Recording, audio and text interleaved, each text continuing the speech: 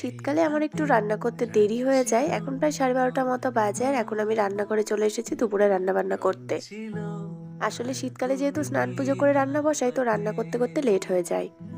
আর আগের দিন যে চেলা মাছটা এনেছিল তার থেকে কিছু অংশ বেঁচেছিল তো সেইগুলো দিয়েই আজকে বেগুন আলু দিয়ে রান্না করব।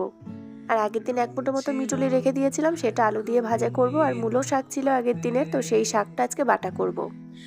আগে কোনোদিন মূলো শাক বাটা ট্রাই করিনি, আজকেই ফার্স্ট টাইম করব। মূলো শাকগুলো ভালো করে বেছে কুচি কুচি করে কেটে নিয়ে লবণ জল দিয়ে ভালো করে কচলে ধুয়ে নিয়েছি। তারপরেই কিন্তু রসুন, লঙ্কা আর কালো জিরে ফোড়ন দিয়ে ভেজে নিয়েছি। মাঝে একটু ঢাকনাও দিয়ে দিয়েছিলাম যাতে সেদ্ধ হয়ে যায়। তারপরে থালাতে বিছিয়ে দিয়েছি, ঠান্ডা হলে তারপরে ব্লেন্ড করে নেব। শাকটা ঠান্ডা হতে হতে আমি বেগুন আলুর তরকারিটাও করে নিয়েছি। তারপরে ব্লেন্ডারে দিয়ে কিন্তু দুবার ব্লেন্ড করেছি। প্রথমে শুধু ব্লেন্ড করেছি, তারপরে নুন আর চিনি দিয়ে ব্লেন্ড করেছি, আর হয়ে গেলে তার উপর দিয়ে সর্ষের তেল দিয়ে দিয়েছি।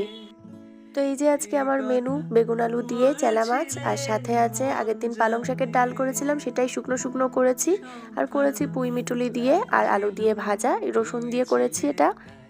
আর সাথে আছে মূলো শাকের পাতা বাটা। আজকে আমার এই রান্নার ভিডিওটা কেমন লাগলো কমেন্টে জানিও।